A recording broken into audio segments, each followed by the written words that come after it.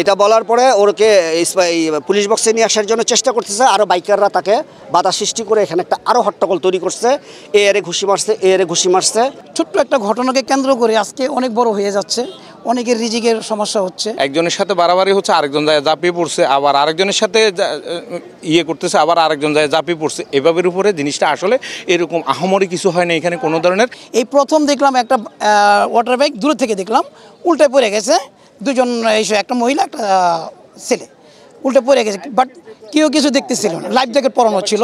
তো এই জন্য আমরা দেখতেছি, আমরা তো আর এত কিছু জানি না, ডুবো ডুবো পানি খাচ্ছে, দূরের থেকে আমরা এতটুকু দেখছি। কিন্তু এটা একটা জাস্ট নিরাপত্তার ঘাটতি। সে মেয়েটা হয়তো একটু ভয় পাইছে, সেও বুঝতেছে না, কিন্তু তাদের ভিতরে একটা গন্ডগোল হওয়াতে সেই কাজটা ইচ্ছাকৃতভাবে বলে করছে।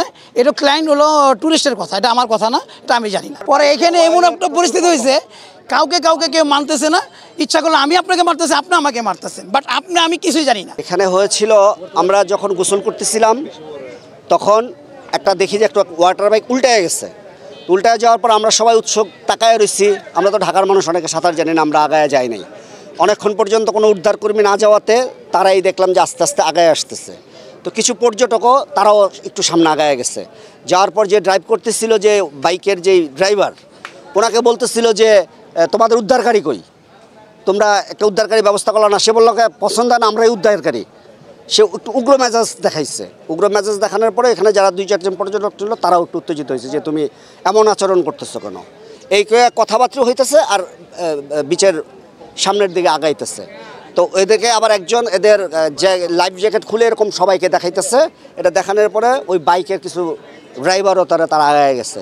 এই এক একজনের তর্কতে বিচ্ছিন্নভাবে কিছু হাতাহাতি ধাক্কাধাক্কি। তো দেখতেছি এখানে এক পক্ষ, দুই পক্ষ, তিন পক্ষ, মানে এটা তৃতীয় পর্যায়ে, চতুর্থ পর্যায়ে পর্যন্ত চলে যাচ্ছে। যাক, এটা যেহেতু পর্যটক, ওনাকে আমার প্রায়োরিটি দিতে হবে, যেহেতু উনি একজন আমার মেহমান। আমরা এটা আমরা জরুরি আমরা ব্যবস্থা নেব। এটা যার বিচার, যার অন্যায় হবে তার আমরা কঠোর হস্তে দমন করব তাকে আমরা।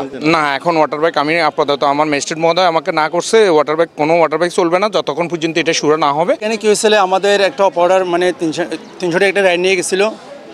ও আমরা যাওয়ার সময় ওটা উল্টে দিচ্ছে আর কি, মানে কাস্টমার একটু গায়ে লাগছিল, লাগে না কিন্তু। তো হঠাৎ করে পড়ে গেছে। পড়ার পরে আরেকটা টুরিস্ট এসে আমাদের অপারেটরকে থাপ্পড় মেরে দিয়েছে। তো আমার অপারেটর বলতেছে, স্যার আপনি কেন আমাকে মারছেন, চলো আমি আপনাকে পুলিশের কাছে নিয়ে যাবো। আপনি নির্দিষ্ট আমি একটা স্যার, আমাকে কী বাবা মারবেন আপনি। হঠাৎ করে ওদের ফ্যামিলি বেশি আছে, ওরা মেয়েরা আছে, ছেলেরা আছে। তো হঠাৎ করে আমার অপারেটরকে আর আমাদের কয়েকটা বাইকে ওরা সবাইকে মারতেছে। হঠাৎ করে আমি উপস্থিত ছিলাম, তখন এখানে পুলিশ গেছিলো। পুলিশকে আমি আমার অপারেটর যেটা উল্টাইছে ওকে আমি হাতে তুলে দিচ্ছি।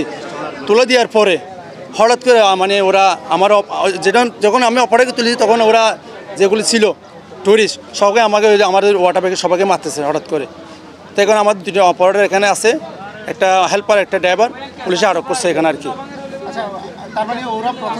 হ্যাঁ, থাপ্পড় মারিয়েছে আমাদের অপারেটরকে। তো আমার অপারেটর মারলেও তো প্রতিবাদ করবে না, আপনি স্যার আমাকে কেন মারবেন, আমি তো আপনাকে চিনি না।